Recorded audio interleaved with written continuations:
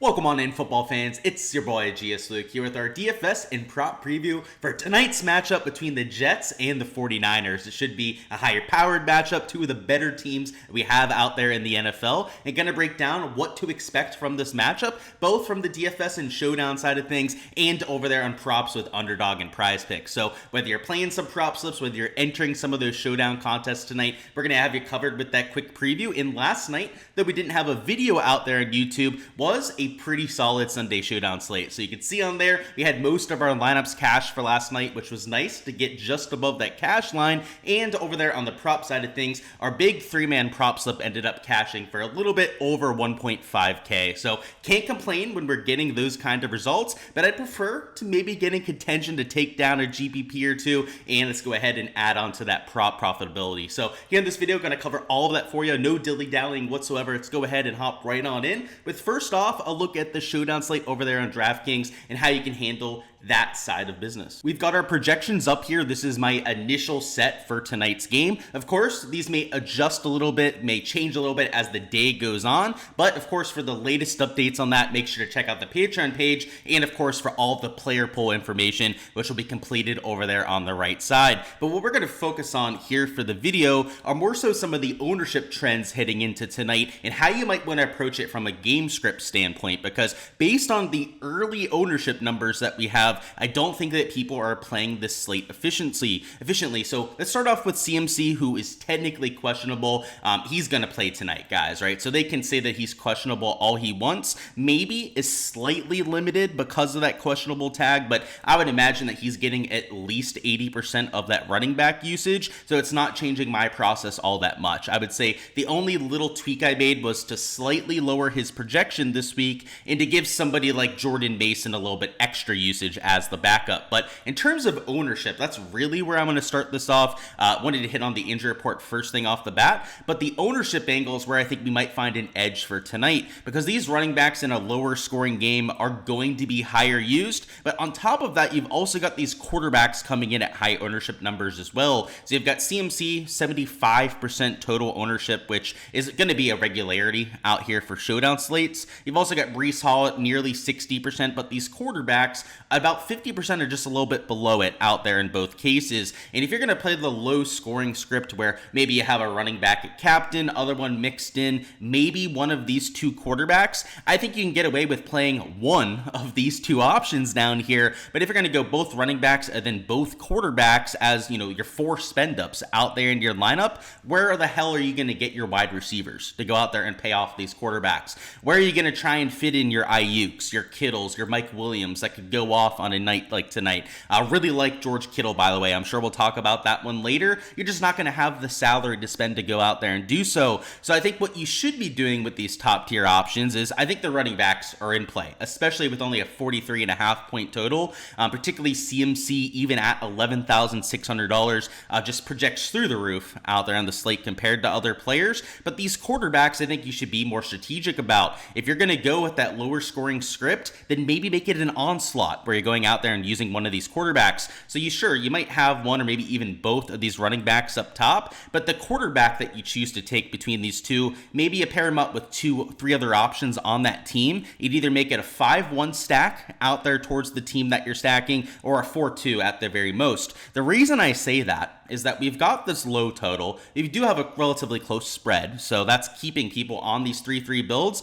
is that if it's going to be low scoring, there's a good chance that one of the teams is scoring 28 points and the other one's posting like 13, 14. And if that's going to be the case, a 4-2, a 5-1 is likely going to be the optimal lineup. And I feel like tonight people, because you've got the close spread, because, you know, people want to play high scoring, close game scripts, as a fan out there, they're going to try and take both these quarterbacks. They're going to try and build 3-3 scripts out there for tonight. And I think if you just went 4-2 or 5-1 for either team, especially 4-2 or 5-1s out there for the 49ers, as they are the favorites out there for tonight's matchup, I think that would be, first off, get you a little different compared to the other people out there, but you'd be building lineups in a much more correlated fashion. If you're going to mix in these running backs and these quarterbacks together at the highest ownership numbers, then you're going to get some anti-correlation there. And really the only kind of scripts, by the way, where you have running backs and quarterbacks quarterbacks on the same team that are optimal are pure shootouts, right? Like 50, 60-point game totals where you're going to have 2 passing touchdowns, maybe 1 or 2 rushing touchdowns out there for each team. It's a 43.5-point total. So where the hell are all those points going to come from? So my advice would be with these top 4 players, the quarterbacks and running backs in particular, when it comes to that ownership, is use them properly, right? If you're going to build a lineup, make sure that you have a script in mind when you're going out there and building, because as of right now, as of the early ownership projections here on a Monday morning, it doesn't look like the field is doing that properly. Now let's go player by player, give you guys an idea of how I'd be using each of these options. Definitely playing CMC. Question is whether I'm going to use him at captain or not, as he's about that 25% ownership mark, just like a Jalen Hurts in that Eagles matchup that we talked about last week, or I guess this week, right, earlier this week, out there with that Eagles matchup Friday. Anytime you have about 25% or plus ownership at captain, there's a really good argument for fading that player. So I would say that CMC might be the hardest fade of anybody at the captain spot, because of, I mean, his floor is like 20 fantasy points out there for us from this perspective, that I might still play him out there at the captain spot. So we'll have to see. Part of that's going to come down to ownership when we get closer to lock. But in terms of like onslaught scripts of the 49ers, if you start with a $17,000 player, you can still make it work with the salary, but that's the one downside to taking him at the captain spot. A Breece Hall would be a little bit more of a unique captain. You can see I've got him at about 13.7%, but if you went with a Breece Hall captain, you'd be playing a much, much different script than what most other people are going to be going with, right? Because if you're taking a Breece Hall captain, you're probably playing a 4-2 or a 5-1 jet script, and while he could fit more of a passing heavy 3-3, I'm choosing to stay off those chalky builds tonight. Just in general, guys, right, 3-3s are going to be by far the most popular build that people go with, and then when you get a primetime matchup like this between 2 very popular franchises, like you have between the Jets, and then the 49ers that you have tonight. A line's very popular too, especially these days. But besides the point out there for tonight's matchup, you're going to see people try and take those 3-3s. It's just a lot of people wanting to see a good game, right? It's the NFL fan in all of us that wants to see that close competitive game tonight. But reality is that those are rare. They don't come along very often, and especially not when it's a 43.5-point total. So, you know, somebody like a Breece Hall, I'll personally be using him in more Jets heavy scripts, but because he's lower owned than CMC, I'd say that there's a much higher chance that I have him out there in my captain pool, just because you don't have to take 50% to get that leverage. And I want to invest probably half my lineups into Jets heavy lineups, and a good way to do that would be to take their starting running back. Hope that he's getting some extra rushing usage out there on the Jets, and even though they are underdogs for tonight, I think that they're live underdogs, even against a team as strong as the 49ers, now that they've got Aaron Rodgers at quarterback. So I think definitely intriguing. Garrett Wilson as well. I would say that he's maybe less intriguing at captain than Breece Hall. He could certainly still get there, but Garrett Wilson's going to take more of that passing heavy approach. So if they do get that lead, I don't know if he sees as much of an uptick in usage as somebody like a Breece Hall, but Garrett Wilson could be the reason that they get that kind of a lead. So you might have to have Garrett Wilson at captain because he scores 1 or 2 of those early touchdowns, and then Breece Hall, you maybe use it flex in that kind of lineup, as he's going to be getting some of the extra usage towards the end of the game. So this is why game scripting is so important. It is why I like Breece Hall at captain a little bit more than Garrett Wilson, but there are definitely scripts where you could have to have him at the captain spot, and there's a good chance that he's going to be in my player pool tonight as well, at the captain spot, that is. For sure at flex. In fact, the whole way down to George Kittle, all of these guys will be in my flex pool, which if you're entering more than 20 to 40 lineups, should probably be the case for you as well, unless there's anyone here that you just really want to take a stand against. Deebo Samuel 9,600, I would actually say it's a little bit more expensive than he should be, but in large field GPPs, that is going to keep the ownership down. So I guess the one thing worth noting about Deebo is that he's the one wide receiver that has been around for all of training camp. Of course, you had the whole Brandon Ayuk situation with him potentially becoming a Pittsburgh Steeler there for a while, which, by the way, rest in peace. When that didn't happen, this season went downward quickly out there for the Steelers. Did get our first win yesterday, but it'll probably be the first of like 5-6 wins that we get on this season. But yeah, good old Debo though hasn't had to worry about that, right? He hasn't been missing practice. He has pretty good connection, you would imagine, out there with Brock Purdy. So though he is $9,600, I do think that for at least for the first game or two, that I maybe trust him more than Brandon Ayuk. So in cash, the points per dollar is not going to pop. I'd probably be avoiding him in that kind of format. But if I was playing in large field GPPs, I mean, you can see I've got him projecting much better than a Brandon Ayuk. So I do understand why he's more expensive, at least for the first game. You got these quarterbacks down here, both extremely affordable. Worth noting that neither one is insanely chalky at the captain spot. So like the first few videos we've done for Showdown, I've pointed out that the captains at quarterback have been extremely popular. When you have these lower total games, that's no longer the case. And I think it's because people are expecting this to be that defensive matchup, right? It's why guys like a CMC, a Breece Hall are so popular at the captain spot. But reality is, even if it's only like a 50-point game total, which would be like a touchdown more than where Vegas has it currently, it could be 35 points scored by the 49ers. Like that is well within the range of outcomes, right? A 35-14 sort of game, and for 35 points, 5 touchdowns out there for a team is more than enough for a quarterback to get there at the captain spot, right? He could throw 3 touchdowns in that kind of scenario and be the optimal captain here at 13,800. So though the first few times we've done these videos, I've said that the quarterbacks are maybe a little bit overused at the captain spot, I would argue that because of the script tonight, because of people, trying to stay away from the quarterbacks a little bit, I think because of that game total, it might not be the worst spot. Because if you can find a team that goes out there and rolls tonight, I'm not sure that's going to happen, right? That would be an outside outcome for sure if a team went out there and won by 2-3 touchdowns, but it is certainly possible. You've seen it so much during these primetime games, a lot of hype between a matchup like this that ends up being completely one-sided. So I would say that if you're going to go with one of these quarterbacks at captain, I would probably make it an onslaught. It'd probably be a 5-1, at the very least a 4-2 lineup out there in either direction, which is going to keep you a little bit lower owned. And personally, I can't see myself playing both quarterbacks in a lineup tonight.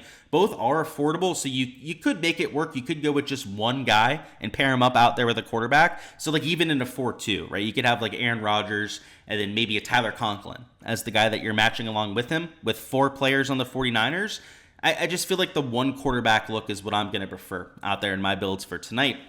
Moving a little bit cheaper, Brandon Ayuk is extremely affordable. Maybe isn't projecting as well because of some of the time that he missed. I would imagine that he's not on a full snap count tonight, so that would be the reasoning for that, but still definitely viable in large field GPPs. I think my favorite play in this range by far would be a George Kittle. He's 7,400, which I think is more than affordable for a player of his caliber, but more importantly, has a very steady snap share, isn't competing with really anyone out there for snaps tonight, and on top of that, has all the kind of chemistry and rapport that you'd be hoping for out there with this quarterback. He, hasn't missed any extended practicing time out there during training camp and out there during the preseason. And I've got his ownership in check too. I've got him at just about 33% combined ownership, which is just a little bit higher than Ayuk, which considering the fact that, they're projecting for pretty much the same points per dollar, but I feel like Kittle's a little bit of a safer play. I'd rather go that direction over Ayuk. And then when we can compare him to Mike Williams, who I think is a decent large field GPP play, the issue with Mike Williams is going to be availability. They've already said that they're going to try and protect him a little bit to start the year. He is a very fragile player when it comes to his injury status. So, he could break off a long touchdown. He has that kind of speed, size to go out there and catch that 70-yarder. George Kittle, though, in this range, I'd use him in cash. I still like him in GPPs because the ownership isn't too outrageous. And for pretty much whatever way I dice it up, he's the way that I'm going for most lineups down here in that 5 to 7K range.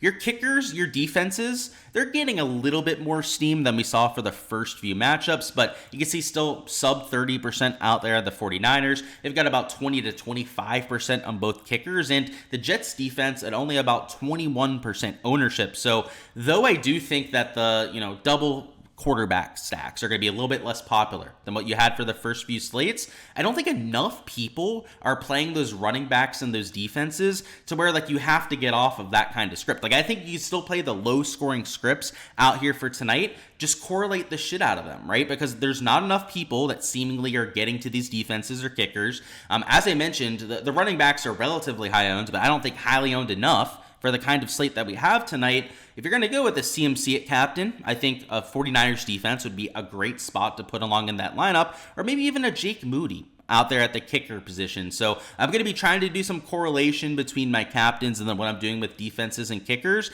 I'm probably not going to use defenses and kickers in the same lineup. I'd probably want at most one of these four. So that would include the two kickers, the two defenses, probably at most one of those four out there in any given lineup. But I think that they're especially viable for this kind of slate. And hell, if you wanted to go like a double kicker setup or something like that, I don't know if I'm going to set a rule against that, right? If I end up with a double kicker lineup, I probably won't force it out of my exposure. Juwan Jennings, if there's going to be any sort of a downtick in usage for Brandon Ayuk, you could see Juwan Jennings go out there and take some of those snaps. Tyler Conklin's probably the best value play on the slate. You can see he projects for over 2 points per dollar. Allen Lazard does too, down here at $2,000. But if you're looking for somebody to get you 8 to 10 fantasy points, I feel a lot better about Tyler Conklin. He's more expensive than what you have down there with Allen Lazard, but I think you're more than getting enough value out there for the extra money that you're spending. Unfortunate part is that he's coming in with ownership, so unlike some of these other value spots down here, not going to get you all that much different. Jordan Mason, I know I mentioned him a little bit earlier. If there's going to be any sort of limitation to CMC, so let's say you're fading him out there in a lineup, Jordan Mason wouldn't be the worst idea to throw into a lineup, as, if CMC isn't going to get there, right, part of the way that, he could end up failing could be because Jordan Mason surprises. Maybe CMC even gets hurt, unfortunately, right, out there in week 1. Jordan Mason would be a huge beneficiary regardless of that situation. I'd say Xavier Gibson, with his explosive play upside, is always at least worth mentioning out there from a showdown perspective, but he doesn't see that much playing time, or at least reliable playing time. So, he's going to have to take a gadget play or a return for a touchdown to get there. But considering he did it multiple times in 2023, definitely something I wanted to point out to you guys. Essentially unowned as well. Allen Lazard, a little bit higher ownership, but as I mentioned, another guy over that 2x points per dollar. So in terms of a value play, is always pointing out from that perspective. You've got Jeremy Ruckert, second, third string tight end for the Jets, is probably out of play. Ronnie Bell, fourth, fifth string wide receiver for the 49ers, is probably out of play as well. But who's not out of play would be Kyle Juszczyk.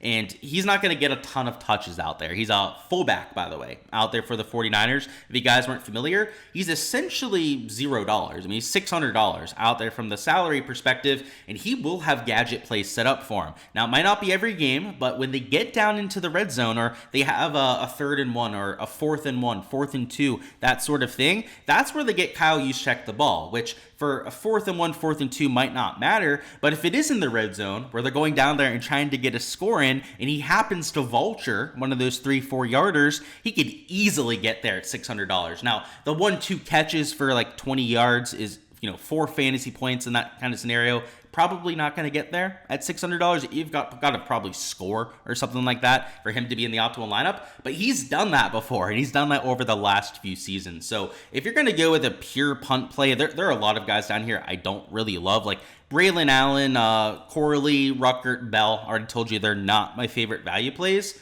Kyle Juszczyk, if you're going to truly go down here to the bottom, he's probably the one guy I'd recommend taking in a few builds. So he's a large field GPP play at the very best, not the kind of guy that you'd be using out there in a single entry or a higher dollar kind of contest. But if you're in the right sort of, style of contest, or right sort of format, he fits those kind of builds, especially if you need a pure punt at essentially $0. And now for the prop side of things, where we have 4 props that haven't bumped yet. Fingers crossed and knocking on wood over here, but we can give you here for tonight's game. So I tried to make these ones that I wouldn't think would bump as quickly. They're still solid value across the board, so definitely ones I'd be locking in. But as you guys saw last night, went 3 for 3 on our main prop slip, so hopefully we can continue that momentum and go out here and cash you guys out. So let's start it off with our first prop here, which is going to be an under on Brock Purdy first down completions, which he averaged 12.1 per game last year, which was top 6 in the NFL. It was is one of the better quarterbacks at getting those first downs.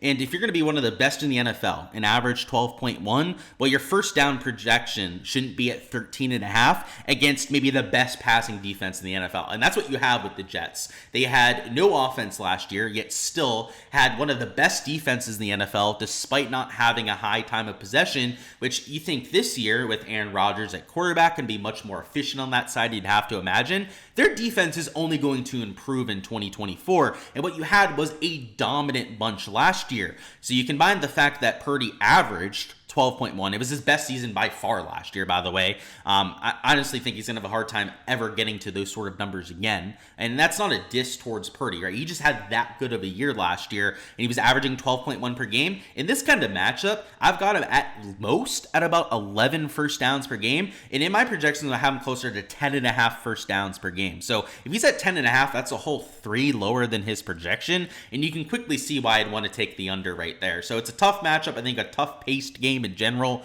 with the 43.5 point total. So an under would make sense for most quarterbacks, but especially when they averaged well under this number last year and what was their best stat season ever, and also against what is maybe their hardest matchup of the entire year when it comes to passing the football. Great secondary with New York, great pass rush, really no part of that defense that's a weakness. Nothing I can say but positives about what they have on the defensive side there in New York. And then we have an under on Breece Hall, and it's not like it's going to be all sunshine and rainbows out there for New York. They're the underdog tonight, right? They're not favored out here in this Monday night matchup, and it's a low total game. So I've got the under on 15.5 rushing attempts, as he's about minus 130 for the under. Draftkings, I believe it was minus 132 for the under on FanDuel. It's not really that sportsbook juice that I'm leaning on here, but more so the fact that it's early in the year, and I know for a fact that they do not want to run Breece Hall into the ground. This is a huge year. They've got Aaron Rodgers back in the mix. That's a huge deal out there for the Jets. They've even got some weapons at wide receiver and tight end now. So it's not all the Breece Hall show. And early in the year, I would be mind blown to see him getting like 25, 30 touches a game. In fact, I think it's going to be closer to like 15 total touches that he's seeing per game, which including the 2-3 receptions that he's probably going to post per game here in 2024, would put his rushing attempts, at least early on, probably closer to 12 or 13 per game. And considering that they're not favored, right? Obviously, if the Jets were leading this game, that would lead to more, rushes, more usage out there for Breece Hall. They're the underdogs this time around, and I don't think they're going to be underdogs for a lot of games this year. If you can't tell, right, I'm expecting quite a bit of good out of the Jets for this year. In fact, I think they're going to be one of the top 5 teams in the NFL when it's all said and done. It's just that they're walking into a buzzsaw out there with the 49ers, who coincidentally I have ranked as the number 1 team out there in the NFL this year. So it's a great matchup, should be a high-powered one regardless of who's on offense. I mean, they've got great defenses, both offenses that I think are a little bit underrated. But Breece Hall, unfortunately, he's coming out on the bottom side of this, at least if we're following the sportsbook lines in Vegas out there. So I'll take the under, a little bit of sportsbook line value that we have there, and more importantly, fits the game script that we're likely going to see. And then the other one that we took, and it seems like every time we go to record, it stops working over here on Prize Picks, but I do know the props that we had. So even if we can't get it to load on here, maybe I can get it to eventually. It was an over on Aaron Rodgers passing touchdowns, which I've already taken. It is a demon prop as well, so you're going to get a little bit of an extra payout, at least if you take it right now. And then it's also going to be an over on George Kittle receiving yards. So it was at 44.5 receiving yards for George Kittle, which I believe was the same line that he's at over here in Underdog. So let's check. Yeah, he was at 44.5. That one may have bumped, it seems. So let's double check on that. But yeah, 44.5 passing yards over there on the Prize Pick side, and then that over on 1.5 passing touchdowns. And while Aaron Rodgers is plus 110 to go out there and throw 2 touchdowns, the odds and the boost that you're getting on Prize Picks are a little bit larger than that 1.1x payout. So you can see over here in Underdog, right, it's only 1.08x, so you're not getting as much of a boost. But on Prize Picks, you're getting a little bit of a plus EV spot over there with the Aaron Rodgers prop. So I do think that if they're going to play from behind, right, just like I think Breece Hall under rushing attempts was a pretty decent lean there, right, the over on passing touchdowns would make sense if they're going to be playing from behind. They'll be forced to go in that direction, try and be a little bit quicker on offense if they're trying to to play, some catch up out there. And then on the other side of it with George Kittle, I like the fact that he's going to have a much more reliable playing time than somebody, like let's say Brandon Ayuk, that's coming with a little bit of less practice time, a little bit less preparation than somebody like a George Kittle. He's got all of the chemistry and rapport out there with the quarterback, having practiced the last few months. And yeah, you can see this actually bumped up to 45.5 over here on Underdog, but on Prize Picks where you can take it, which again, when you're recording these videos, if you're doing live streams too, it does the same thing now. Prize Picks blocks you from going out there and looking at their website, which you would think, right? A site that wants to promote their product, right? Let people like myself go out there and give them free advertising. Wouldn't want to do that out there to their creator. So hey, if you're watching this, you're from Prize Picks, you happen to be taking in this content, fix this, because it is mighty fine annoying out here for us content creators. It's impossible for us to even show you guys what the board looks like. But yeah, go out there and enter those props if you haven't already. So like I said, it is 44.5 over there in Prize Picks. I would not take it on Underdog, as the better line is over there on the Prize Picks side. And then same thing with the Aaron Rodgers prop. It is this over on 1.5 passing TDs, but you can get a slightly better boost over there in Prize Picks. Like for example, right, this would pay only 3.24x over here on Underdog. On Prize Picks, this is a 3.5x payout out there for this combination, and you get a 1 yard lower line out there on George Kittle. So make sure to check it out, just like my player poll, which will be posted over there on the Patreon page, guys. All my prop exposure that I'm taking on both Underdog and over here in Prize Picks is posted over there on the Patreon page as well. So $15 DFS tier will give you access to all of the spreadsheets that you saw, including my entire player poll and projections for Showdown and Main Slate every single week. And then the prop tier is also $15 a month for NFL. We'll give you guys the Underdog and Prize Picks stuff. So depending on what you're looking for, there's a tier for you out there. If you're about props and Showdown in DFS over there, well, there is a combined tier as well. So if you just want all the NFL stuff, there is an NFL combined tier, which is only $25 per month. So it's not a full 30 like you'd be getting for both tiers individually. You get a little bit of a discount if you go out there and take on both at the same time. But that's all I've got out here for the prop slate, and let's go out there and cash a few slips, guys. Alrighty, guys, that is all I've got for the DFS and prop preview for tonight. Hopefully you feel a little bit more prepared for all that action, and go ahead, smash that like button before you guys hop on out of here. And also subscribe to the channel if you haven't already, so you don't miss any of the content to come. We'll have golf content this week for the Pro Core Championship, so still doing that. If you guys are trying to keep an eye out for when that is dropping, that'll be dropping a little bit later on this evening out there with the Pro Core preview. But we're also going to have a Thursday night football video, main slate video for this week, Sunday night, Monday night football content. You guys already know the deal, heading throughout all of 2024. So if you don't want to miss any of that when it's dropping, want a notification when I'm going live, make sure to check out my YouTube page, subscribe if you haven't already.